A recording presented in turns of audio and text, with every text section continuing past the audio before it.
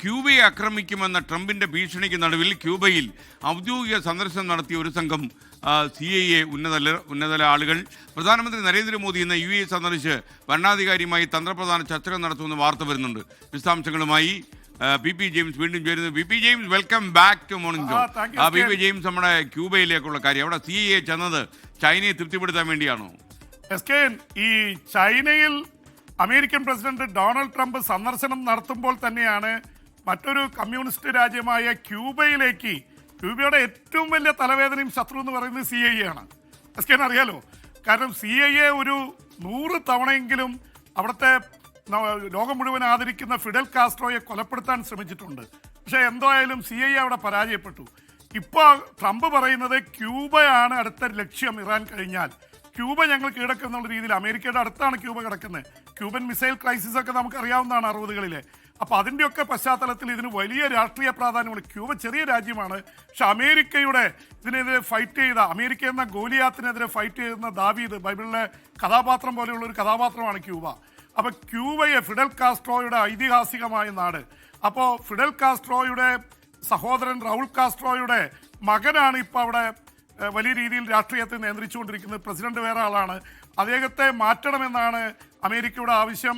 അവിടെ ഇന്ധനം നൽകാതെ മറ്റ് ഉപരോധങ്ങൾ ഏർപ്പെടുത്തി ക്യൂബയെ ശ്വാസം മുട്ടിക്കുകയാണ് അമേരിക്ക.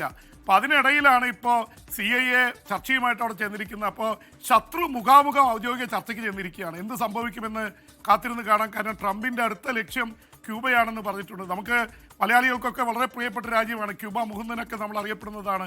എന്തായാലും ക്യൂബയിൽ അമേരിക്കയും ക്യൂബയും തമ്മിൽ നേർക്കുനേർ വരുന്നു ഉള്ളതാണ് നമുക്ക് മനസ്സിലാവുന്നത്. അതിനിടയിലാണ് ഇന്ത്യയുടെ പ്രധാനമന്ത്രി നരേന്ദ്രമോദി ഈ സംഘർഷത്തിന് നടുവിൽ UAE യാത്ര നടത്തുന്നത്. പ്രത്യേകിച്ച് ഇസ്രായേൽ പ്രധാനമന്ത്രി UAE രഹസ്യമായി വന്നു എന്ന വിവാദങ്ങൾ കത്തി നിൽക്കുന്നതിനിടെയാണ് ഇന്ത്യ അവിടെ ചെല്ലുന്നത്. പ്രത്യേകിച്ച് UAEയും സൗദിയൊക്കെ ആയിട്ട് കൂടുതൽ അടുത്ത ബന്ധം സ്ഥാപിക്കാൻ ഇന്ത്യ ശ്രമിച്ചുകൊണ്ടിരിക്കുകയാണ്. പ്രത്യേകിച്ച് പാകിസ്ഥാൻ മധ്യസ്ഥതയിൽ ഇടപെടുകയും ഇറാനും അമേരിക്കയുമായി ചർച്ച നടത്തുകയും ചൈനയെ കൂടെ കൂട്ടാൻ ശ്രമിക്കുകയൊക്കെ ചെയ്യുന്ന അവസരത്തിൽ ഗൾഫ് രാജ്യങ്ങളുമായിട്ടുള്ള ബന്ധം വളരെ പ്രധാനപ്പെട്ടതാണ്. അതുകൊണ്ട് UAE അവിടുത്തെ ഭരണാധികാരിയുമായിട്ട് ചർച്ച, ഷെയ്ഖ് അൽ നഹ്യാനുമായിട്ട് ചർച്ച നടത്താൻ പോകുന്നു.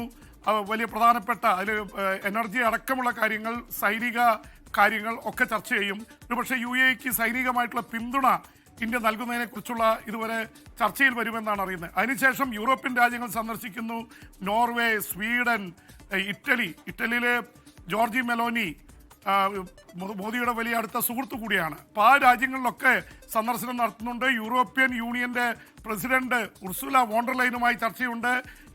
യൂറോപ്യൻ രാജ്യങ്ങളുമായിട്ട് ഇന്ത്യക്ക് വലിയ ബിസിനസ് താല്പര്യങ്ങളാണുള്ളത്. ഒരുപാട് രാജ്യങ്ങളുമായിട്ട് കരാറുകൾ ഒപ്പിട്ടിട്ടുണ്ട്. അപ്പോൾ അമേരിക്കയുമായിട്ട് വ്യാപാര കരാറിൽ പ്രശ്നമുണ്ടായിരിക്കെ യൂറോപ്പിലേക്കാണ് ഇന്ത്യ തിരിഞ്ഞത്. അപ്പോൾ ഈ 5 രാഷ്ട്ര യാത്രയാണ് 6 ദിവസത്തേക്ക്. അതിന് വലിയ പ്രാധാന്യം കൽപ്പിക്കപ്പെടുന്നുണ്ട്. ഇറാൻ പ്രശ്നം UAEയുമായിട്ടുള്ള ചർച്ചയിൽ വരും. ഇന്ത്യ ഒരുപക്ഷെ ഒരു തരത്തിൽ ചെറുതായിട്ട് അവിടെ മധ്യസ്ഥൻ്റെ റോളിൽ വരാൻ സാധ്യതയുണ്ട്. കാരണം ഇസ്രായേലുമായി നല്ല ബന്ധമാണ് UAEക്ക്.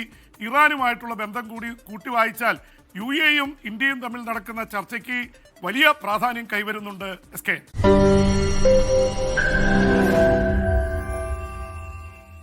ലോകത്തെവിടെയായാലും ഏത് സമയത്തും 24 വാർത്തകളും ഓഗ്മെന്റഡ് റിയാലിറ്റി പാക്കേജുകളും എക്സ്പ്ലെയിനറുകളും വിശദമായി കാണാൻ ഞങ്ങളുടെ YouTube ചാനൽ നിങ്ങൾക്ക് സബ്സ്ക്രൈബ് ചെയ്യാം.